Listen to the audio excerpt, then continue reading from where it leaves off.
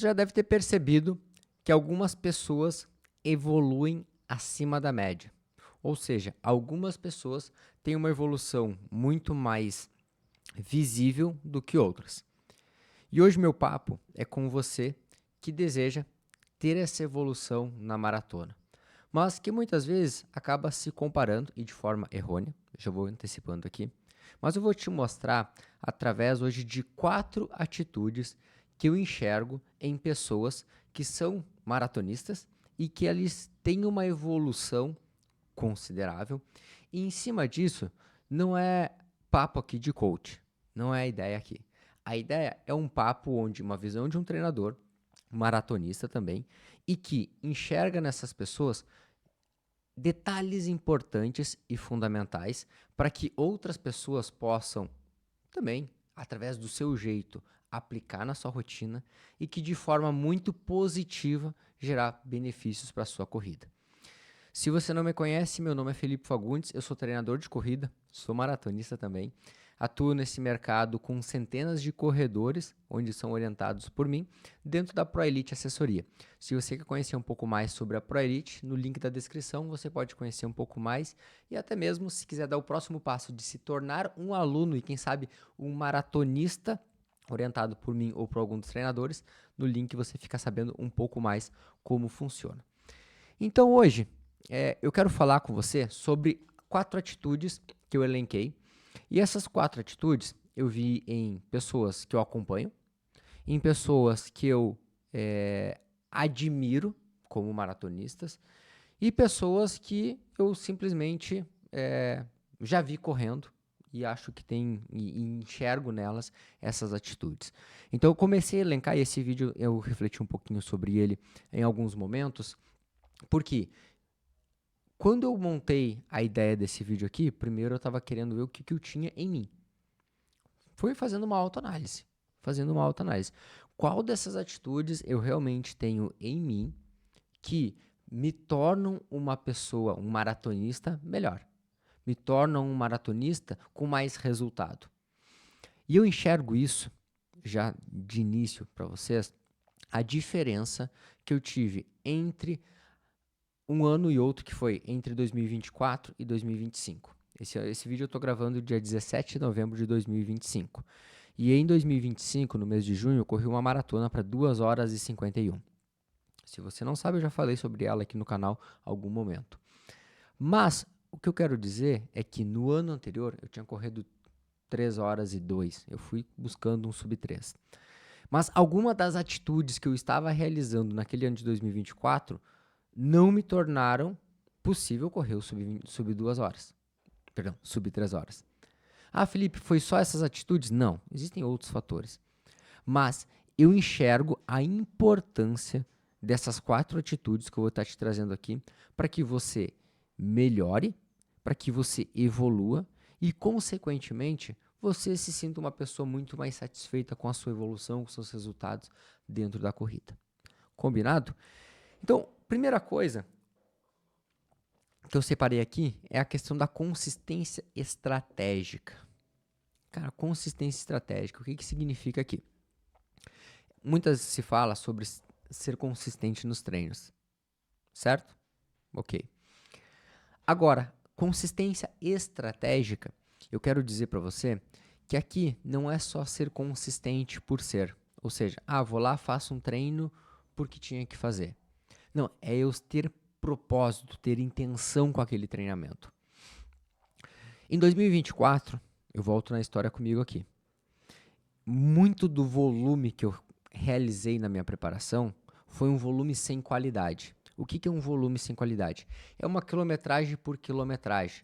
Tinha treinos que eu estava extremamente exausto, extremamente fadigado, e eu não conseguia entregar treinos quando eram para ser treinos de maior qualidade. Por quê? Porque o volume de treino, estresse do trabalho, rotina pesada, sono estava bagunçado em alguns momentos e eu não conseguia entregar essa qualidade. Então eu não tinha intenção naquela consistência. Eu estava sendo consistente, mas eu não estava estrategicamente. Em 2025, eu tive um momento onde eu já contei sobre isso, que eu tive H1N1.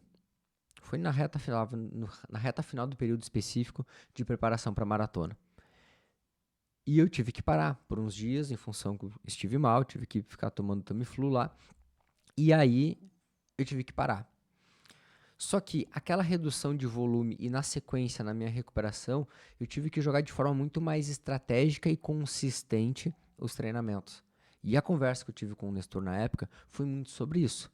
Não adianta eu querer recuperar o volume, eu querer treinar com muito volume, porque pensando que só o volume importa, mas se eu não tiver qualidade naquilo.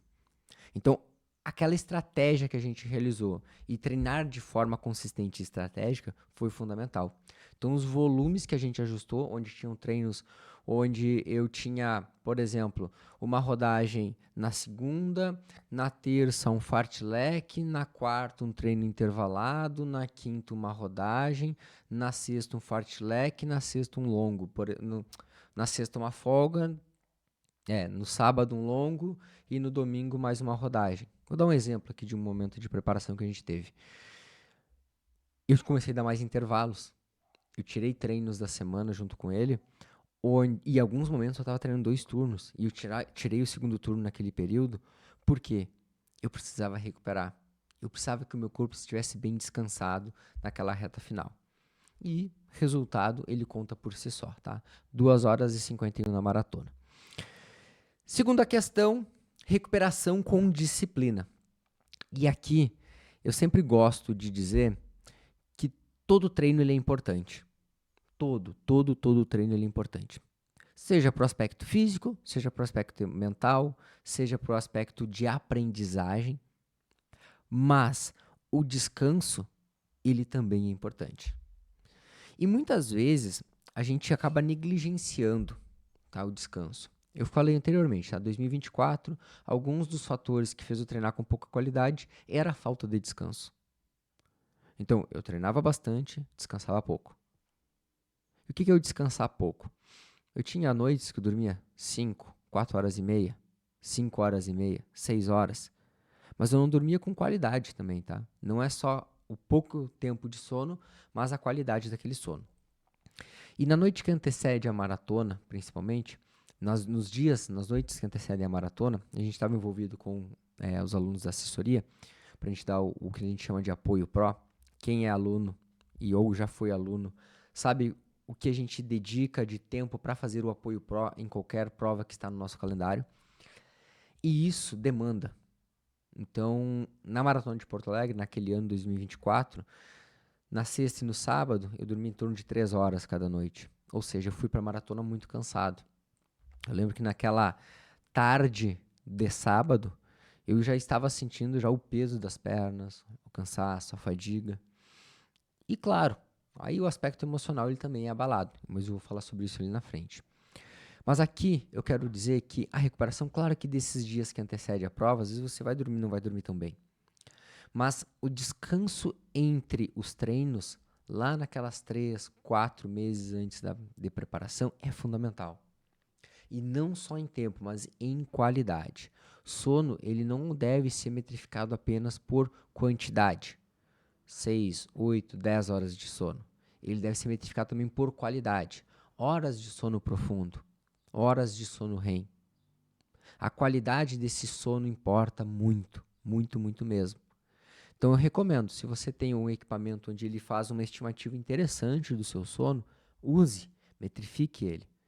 Se você tem algum problema também de dificuldade com sono, vá no seu cardiologista, peça, por exemplo, nós temos exames como, me fugiu agora o nome, logo na sequência eu lembro, mas que fazem com que você avalie a qualidade desse sono. Se você, por exemplo, tem alguns problemas até mesmo com a apneia do sono, tá? E avaliar isso é fundamental, porque isso interfere na recuperação muscular, na recuperação do sistema como um todo, né, na oxigenação do seu cérebro como um todo. Então, isso tudo vai interferir na qualidade. Então, recomendo muito você avaliar. E essa recuperação de qualidade e uma recuperação de forma disciplinada, é o que eu quero te trazer aqui, ela vai fazer com que você entregue treinos melhores. Em 2025, eu percebi nitidamente isso fazendo essas correções. Café, por exemplo, tá? Em 2024 eu tomava uma quantidade de café bem maior. E 2025, principalmente depois das 4 horas da tarde, agora eu tô gravando esse vídeo, é 2h13, tá? Depois das 4 eu não tomo mais nada. Normalmente, antes eu tocava café até 6, 7 horas, porque eu achava que isso não me atrapalhava muito. Cara, interfere muito na qualidade do sono. E isso eu comecei a perceber principalmente quando eu comecei a tirar. Eu comecei a ver que eu dormia com mais qualidade. Bebida alcoólica também reduzi drasticamente. Hoje em dia posso falar que, pelo menos, a última vez que eu tomei álcool mesmo foi na virada do ano. Foi a última vez que eu tomei. Então nós estamos falando aí quase 12 meses sem tomar álcool. E isso fez com que a minha qualidade também de recuperação melhorasse muito. Então, esses detalhes e atitudes são importantes durante um ciclo de maratona. São atitudes, são escolhas que a gente toma que vão fazer com que a gente se torne um maratonista melhor. Terceiro ponto, treinar a mente. Cara, a prova maratona 42, 195 metros, ela, por si só, se mostra ao longo do tempo que as pessoas que têm mais qualidade, melhores resultados, melhores evoluções, são aquelas pessoas que mentalmente são mais resilientes. Porque ela é uma prova que te coloca em dificuldades. Ela demonstra, ela te mostra o quão vulnerável você é. Porque durante uma maratona, muitas vezes todo o planejamento, todas as organizações que você fez pré-prova, depois de um certo momento, elas vão por água abaixo. Você constrói o plano A, o plano B, o plano C. No meio da prova, muitas vezes você descobre que tem que criar o D. Por quê? As situações, elas mudam. Às vezes, o clima começa de uma forma, no meio da prova se transforma em outro totalmente diferente. A prova em si, ela começa com uma característica, o corpo começa de uma forma. Lá no quilômetro 30, ele é totalmente diferente. E isso vale para você que quer correr sub 3 horas, sub 4 horas, sub 5 horas ou para você que completa em 6. Uma maratona, ela não é uma brincadeira. Eu costumo dizer que as pessoas, eu vou correr uma maratona, me preparando, comecei a correr agora, daqui 6 meses quero correr uma maratona. Eu acho uma burrada. Acho que você comete um grande erro e um grande prejuízo para o seu corpo, para o seu organismo. Comece com provas mais curtas, 5, 10, 21 quilômetros. Prepare e condicione seu organismo com todo. Seu sistema cardíaco, respiratório, ele agradece. Então prepare e condicione seu corpo. Isso é muito importante. Saúde e qualidade de vida. Mas voltando ao treinamento da mente aqui, eu sempre recomendo ao aluno, tem alguns, é claro, e aí reforçando aqui, que todas essas características eu vi em alunos, eu vi em pessoas que eu admiro e vi em pessoas que eu acompanho. Eu tenho muitos alunos que, cara, mentalmente são extremamente fortes, extremamente resilientes. E são pessoas que, no momento de maior dificuldade da prova, conseguem contornar aquilo ali com uma maestria que eu admiro muito. Que eu digo, poxa, eu em alguns momentos não tive isso. Não estou dizendo que isso acontece sempre, em toda a maratona. Claro que vão acontecer imprevistos. Já aconteceu com, vamos lá, atletas profissionais acontece com uma certa frequência. Por que não vai acontecer com nós? Então, isso aqui mostra o quanto essas pessoas que estão concentradas, estão hiperfocadas naquilo e principalmente dedicando a sua energia mental para aquela tarefa, naquele momento, naquela decisão, é tão importante. Eu recomendo sempre que isso não se torne uma pressão negativa, que isso transforme essa energia, esse hiperfoco em ansiedade, em agente estressor, mas em sim agente catalisador de energia para vencer aquele desafio. É direcionar sua energia com aquele foco de vencer aquela maratona. E aquela maratona pessoal, eu não estou dizendo vencer de ser campeão, não. É aquela maratona pessoal, é aquele desafio pessoal que você colocou em você. É sobre isso, mentalidade, mente forte na corrida e a forma como nós treinamos ela é importante. E eu gosto muito dos treinos onde a gente vai utilizar treinos em bloco, treinos em série, treinos nesses formatos de fartlek progressivos, que vão fazer com que essa mente, durante o treino, ele já esteja visualizando, que é a estratégia da visualização. Muitas vezes já visualizando a sua prova, tornando ela, não digo mais fácil, mas muito mais já previsível. Você fica prevendo muito mais as ações que você vai tomar. Como eu falei anteriormente, não significa que todo o seu plano vai dar certinho, mas você entra no jogo com um pouco mais de controle sobre as diferentes situações que vão acontecer. Ok? Quarta atitude que eu considero importante: revisão e aprendizado contínuo. Revisão e aprendizado contínuo. Essa daqui é uma das mais negligenciadas. E por que ela é mais negligenciada? Porque muitas vezes, quando uma prova não sai como previsto, ou ela não, a pessoa não consegue concluir, ou não bate o RP que ela esperava, o que ela faz? Faz parte. Ela só simplesmente tenta deletar da sua cabeça.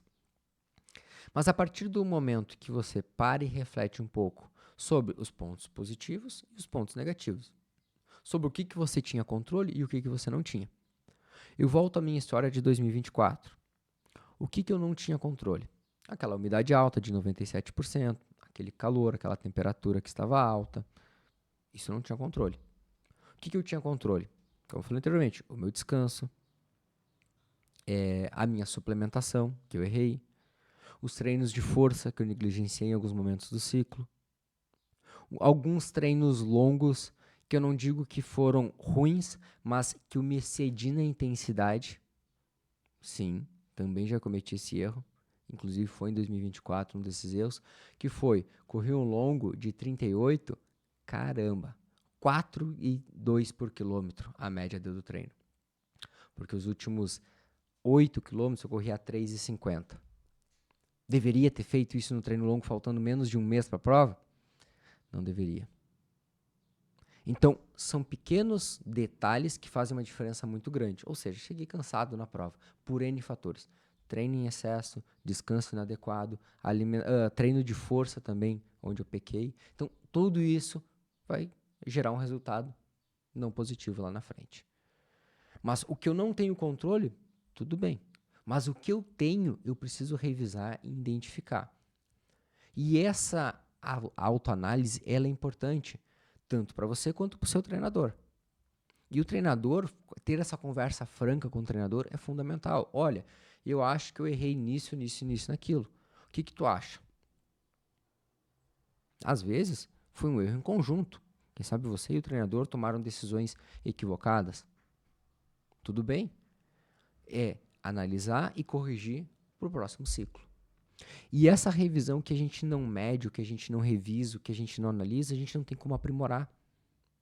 E os maratonistas que eu acompanho e que eu admiro, eu vejo isso. Revisão contínua. O que eu errei, o que eu preciso melhorar, o que eu vou ajustar. E vai ajustando a engrenagem até torná-la cada vez melhor. Pode ser que no meio desse ciclo de ajuste alguma coisa dê errada. Tudo bem, tá tudo certo, faz parte. Mas é sempre buscando esse aprimoramento contínuo. E não deixa que isso se torne uma pressão, que isso se torne algo pesado e difícil. Deixe de forma leve, onde você curta o processo. Que isso se torne algo prazeroso e gratificante para você. Jamais uma preparação para uma maratona, ela precisa ser algo pesado, difícil, exigente de se fazer. Claro que vai ter os desafios do percurso, do caminho. Vai ter. Tem dias que você vai estar com preguiça, tem dias que você vai estar indisposto para treinar, tem dias que você vai estar extremamente alegre, extremamente feliz e motivado para fazer aquilo. Tem dias que você vai querer comer uma porcaria, tem dias que você vai querer dormir um pouquinho mais tarde. Faz parte. Mas ajusta. Foi dormir mais tarde? Vai treinar no outro dia mais tarde, ou joga o treino para no dia seguinte. Comer um pouco mais de besteira num dia, no outro já realinha a alimentação. Dormiu com um pouco menos de qualidade, evita outros agentes estressores. Um treino muito intenso, reajusta a planilha lá com o treinador. evita algumas questões relacionadas também que vão atrapalhar a recuperação do treinamento, do treinamento em si, somado a essa má qualidade do sono, como excesso de álcool e tudo mais. Então é isso, é fazer uma autoanálise e ter sempre uma visão muito contínua e precisa sobre o seu objetivo. Então, se você quer melhorar a sua maratona, eu tenho certeza que essas 4 atitudes vão te tornar um maratonista ainda melhor em 2025 e quem sabe, se não der mais tempo de correr uma maratona, em 2026, a partir de 2026, sempre assistindo esse vídeo e colocando em prática. Lembrando que se você ainda não é inscrito no canal, se inscreva, e se você quer ser meu aluno ou ser orientado por algum dos treinadores aqui da ProElite, link da descrição e a gente se vê. Um forte abraço, valeu!